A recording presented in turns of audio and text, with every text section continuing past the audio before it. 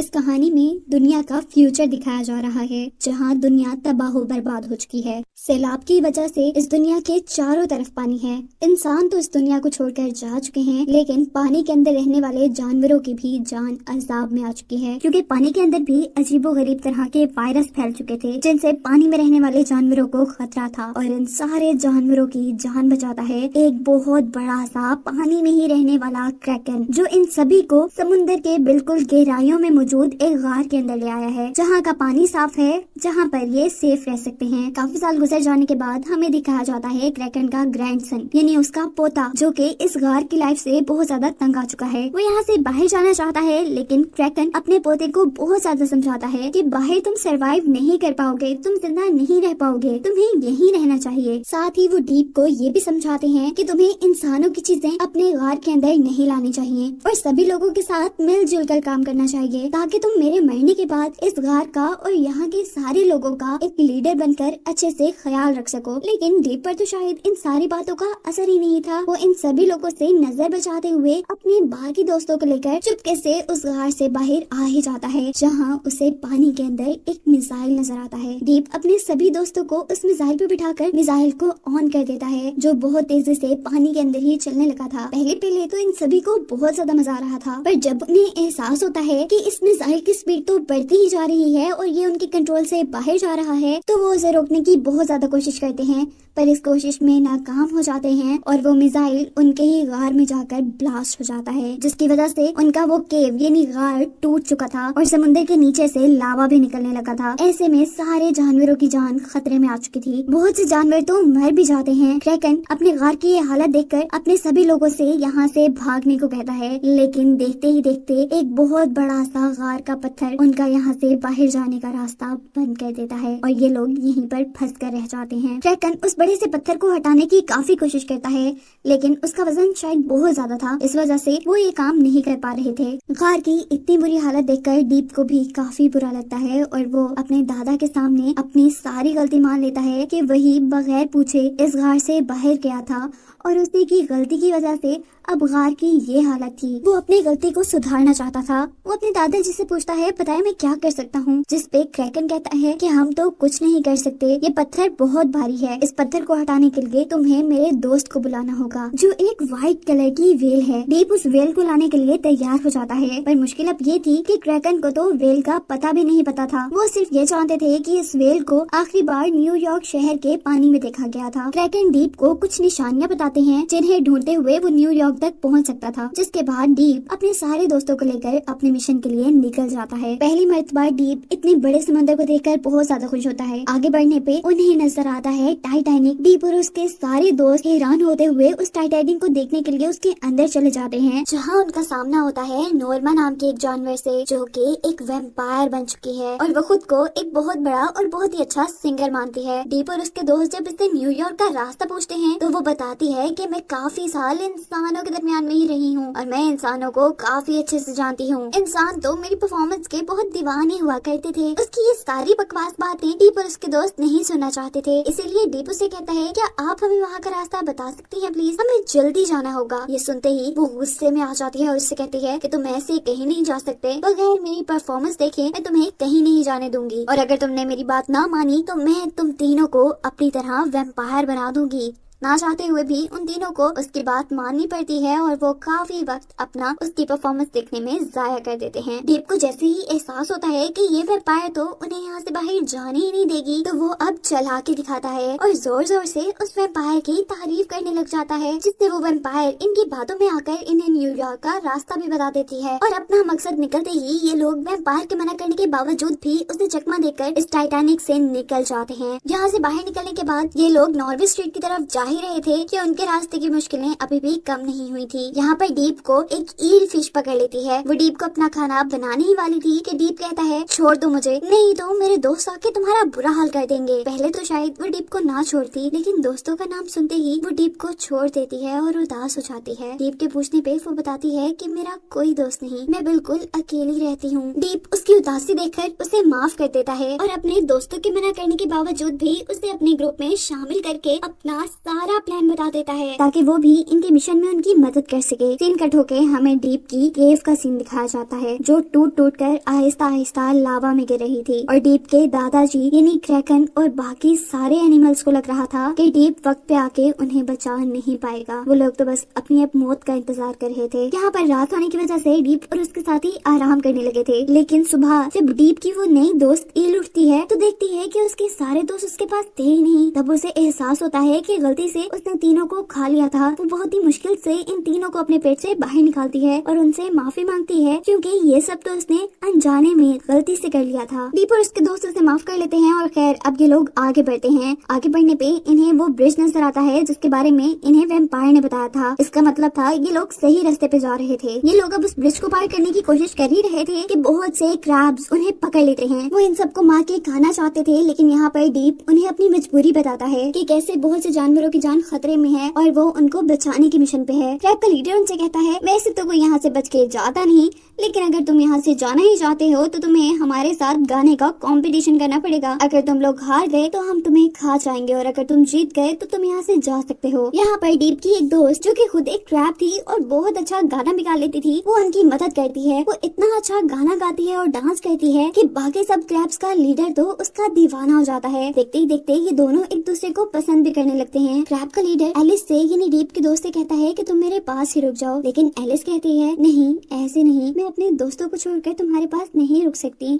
Mission करने के बाद तुम्हारे पास जरूर आऊंगी। ये कहकर वो सभी लोग जीतने के बाद यहाँ से जान बचाकर आगे निकल आते हैं। फाइनली ये लोग न्यूयॉर्क सिटी पहुँच चुके थे जो कि पूरी की पूरी पानी के अंदर डूबी हुई थी, लेकिन यहाँ पर उन्हें कहीं व्हाइट व्हेल नहीं दिख रही थी। इसी व्हाइट व्हेल को ढूंढने के चक्कर में ये लोग एक सबवे स्टेशन के अंदर आ गए थे। डीप को यहाँ ट्रेन नजर आती है जिसे देखते ही वो अपने दोस्तों को बताता है इसे मैं पहले देख चुका हूँ, मैं इसके बारे में जानता हूँ, ये हमें तेजी से कहीं पे भी शहर में ले जाएगी। ये तीनों इसके अंदर बैठ जाते हैं और डीप अंदर जाकर ट्रेन का लीवर दबा देता है जिससे ये ट्रेन बहुत ही तेजी से आगे बढ़ने लगी थी। इससे पहले कि ये ट्रेन क्रैश हो जाती ये तीनों तैरकर ट्रेन के अंदर से बाहर निकल आते हैं, लेकिन शायद उनकी किस्मत में ही बुराइयां हैं क्योंकि वो एक रेडिएशन एरिया के अंदर आ चुके हैं जहाँ के पानी के अंदर ऐसे वायरस हैं जो कि किसी भी फिश को ज़ॉम्बी फिश बना देते हैं। इस जगह पे भी बहुत सी ज़ॉम्बी फिशेस थी जो इन तीनों को देखकर इनके ऊपर हमला कर देती हैं। डीप बिना वक्त ज़ाया किए अपना दिमाग लड़ाता है और उन फिशेस को एक ऐसे ड्रम के पास लेकर आता है जिसके बाहर की तरफ नेट लगी हुई थी। इस नेट के अंदर वो इन सारी ज़ॉम्बी फिशेस को फंसाकर अपनी जान इनसे बचा लेते हैं। जहाँ अब डीप के सारे दोस्त बहुत ज्यादा डर चुके थे। वो डीप से कहते हैं कि हमें वापस चलना चाहिए, अब हमारी जान खतरे में है, लेकिन डीप इतनी दूर आकर हार नहीं मान सकता था। वो व्हाइट व्हेल को लिए बगैर अपने घर नहीं जाना चाहता था। उसकी वजह से उसके दोस्त गुस्सा होते हैं कि वो कभी उनकी परवाह नहीं करता, लेकिन खैर उन्हें अब डीप के पीछे पीछे भी जाना था। अब डीप जैसे ही यहाँ पे पड़े हुए कुछ ड्रम्स को इधर उधर हिलाता है तो अचानक से इस जगह पे पानी का प्रेशर बढ़ जाता है, जिस प्रेशर के साथ ये लोग बहुत ही तेजी से इस सिटी से निकलकर बाहर आ चुके थे। डीप के दोस्तों को जब ये मालूम होता है कि वो न्यूयॉर्क से काफी दूर आ गए हैं तो अब तो उन्हें डीप पे बहुत ही ज्यादा गुस्सा आ रहा था। वो डीप को कहते हैं कि तुम्हें इतना लापरवाह नहीं होना चाहिए, ऐसे तो हम सभी मर जाएंगे। उसके दोस्त से कहते हैं कि हम तुम्हारी यहाँ मदद के लिए आए हैं, तुम्हें हमारे फैसलों पे भी चलना चाहिए। अभी वो यही बहस कर ही रहे थे कि अचानक से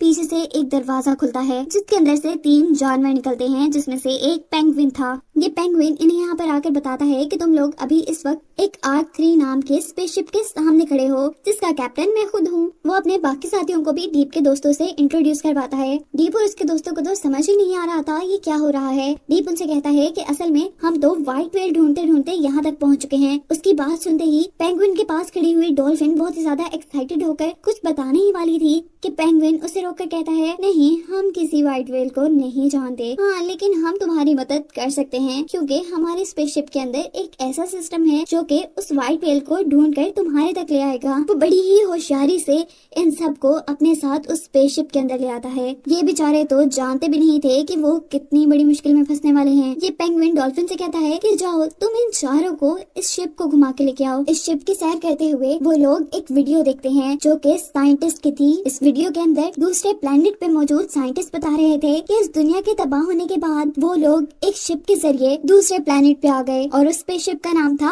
आर्क 1। उनकी एक आर्क 2 और आर्क 3 शिप भी थी। उनकी आर्क 2 शिप के जरिए दुनिया के सारे जानवरों को नए प्लेनेट तक पहुंचाया गया था और अब आर्क 3 शिप के अंदर सभी समुद्र में रहने वाले जानवरों को दूसरे प्लेनेट तक लेकर जाना था। इस काम के लिए वो सभी जानवरों को फ्रीज कर रहे थे ताकि सभी जानवर इस लंबे सफर को आसानी से तय कर सकें। इस शिप की सारी कमांड थी उस पेंगुइन के हाथ में। पेंगुइन का साथी उससे पूछता है कि हमारे शिप के अंदर तो वजन भी ज्यादा हो रहा है, फिर आप इन जानवरों को क्यों अंदर ले आए? जिस बात का जवाब पेंगुइन देता है कि ये सभी मुझे अक्लमंद लग रहे हैं और ऐसे ही अक्लमंद जानवरों की हमें जरूरत है ताकि हम दूसरे प्लेनेट के ऊपर इंसानों का मुकाबला कर सकें। डीप यहाँ देखता है कि इस स्पेसशिप के लॉन्च होने में सिर्फ 1 ही घंटा बाकी रह गया है। उन्हें तो अपना मिशन कंप्लीट करना था। वो लोग यहाँ से बाहर जाने ही वाले थे कि पेंगुइन अपने साथी से कहता है जाओ इन्हें सुनार रूम में ले जाओ ताकि ये अपनी वेल को ढूंढ सकें, और खुद वो दूसरी तरफ डीप की दोस्त ईल को भड़काने लग जाता है उसके खिलाफ और उन्हें कहता है कि डीप तो तुम्हें यहाँ मरवाने के लिए लेके आया है, मैं तुम्हारी यहाँ जान बचा सकता हूँ अगर तुम मेरी सारी बातें मानो। ईल उसकी बातों में आ जाती है और उसके साथ मिलकर वो डीप के साथ डीप के सभी दोस्तों को एक रूम में बंद कर देते हैं। सभी उसकी ये हरकत देखकर काफी परेशान हुए थे। ईल उन सबको समझाती है कि मैं तो ये सब तुम लोगों की भलाई के लिए कर रही हूँ ताकि तुम्हारी जान बची रहे। देखना अभी मैं तुम्हें बुरी लग रही हूँ ना, अगले प्लेनेट पे जाके तुम मेरा शुक्रिया अदा करोगे। लेकिन सभी का गुस्सा बहुत ज्यादा था। जिस रूम में वो लोग कैद थे, जहाँ पर वो लोग उस व्हाइट व्हेल को भी देख लेते हैं जिसको वो ढूंढने के लिए आए थे। इस व्हेल को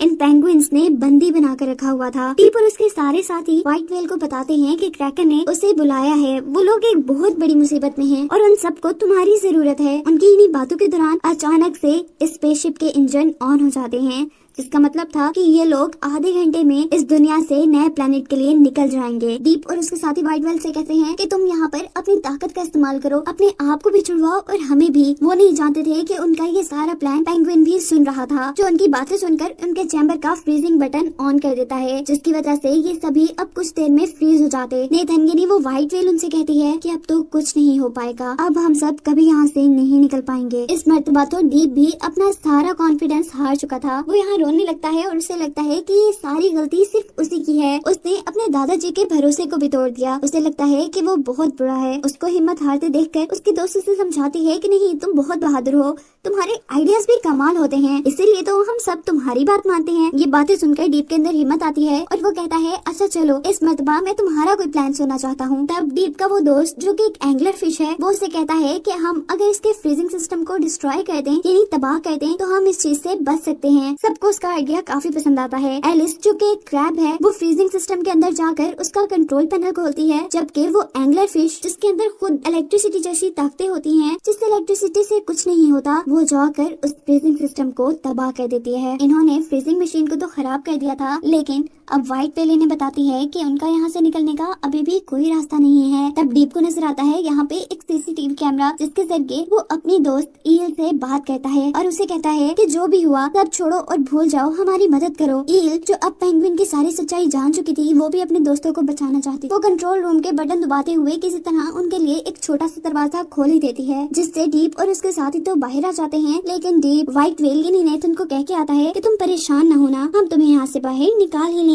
यहाँ से बाहर निकलने पर डीप के सारे साथियों की उस पेंगुइन से लड़ाई शुरू हो जाती है, लेकिन ये पेंगुइन भी काफी चालाक था। वो इनके ऊपर फ्रीजिंग गन से हमला करके इनके काफी सारे साथियों को फ्रीज कर देता है। डीप जो बड़ी होशियारी से उसकी फ्रीजिंग गन से बच गया था, वो अब उसके ऊपर हमला करने ही वाला था, लेकिन उसी वक्त ये स्पेसशिप लॉन्च हो जाती है, यानी अब ये जमीन से दूसरे प्लेनेट की तरफ जाने के लिए उड़ने लगी थी। इसको उड़ता जानकर सारे जानवर घबरा जाते हैं। डीप और उसके सारे साथी स्पेसशिप के कंट्रोल पैनल के सारे बटन दबा देते हैं, जिससे स्पेसशिप का तो पता नहीं क्या होता, लेकिन एक अच्छा काम ये हो जाता है कि स्पेसशिप के दरवाजे खुलने की वजह से सारे के सारे वो समुद्र के जानवर जिसे पेंगुइन ने फ्रीज करके अपनी स्पेसशिप के अंदर रखा हुआ था, वो सभी आजाद हो जाते हैं। ये सभी अब पानी में गिर चुके थे और पानी के अंदर जाने की वजह से इनकी बर्फ भी मेल्ट हो चुकी थी। डीप और उसके सारे साथी ये जानकर खुश होते हैं कि वेल भी अब उनके पास थी। ये वेल अब उनसे कहती है हमें वक्त जाया नहीं करना चाहिए, हमें जल्दी से केव के पास जाना चाहिए और क्रैकन की मदद करनी चाहिए। केव की हालत तो सचमुच काफी खराब थी। वो लोग अब उम्मीद हार ही चुके थे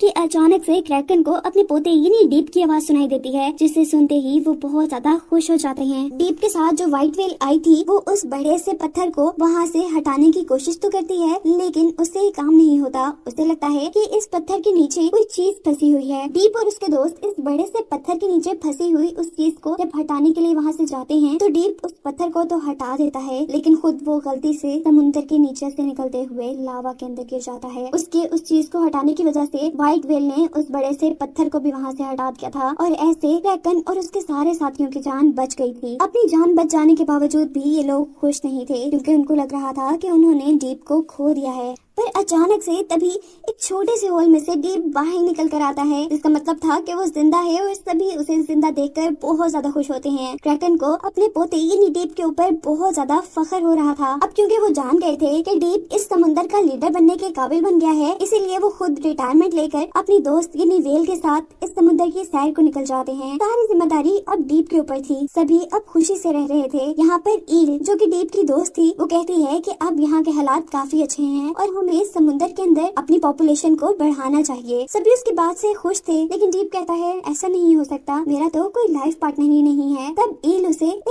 फीमेल ऑक्टोपस से मिलवाती है, जिसे देखकर डीप बहुत ज्यादा खुश हो जाता है। सीन कट होकर मूवी के आखिरी सीन में हमें उस बुरे पेंगुइन और उसके साथियों को दिखाया जा रहा था, जो सब समुंदर के अंदर जोर जोर से मदद के लिए चिल्ला रहे थे, जिनको दिखाते हुए कहानी यहाँ खत्म हो जाती है।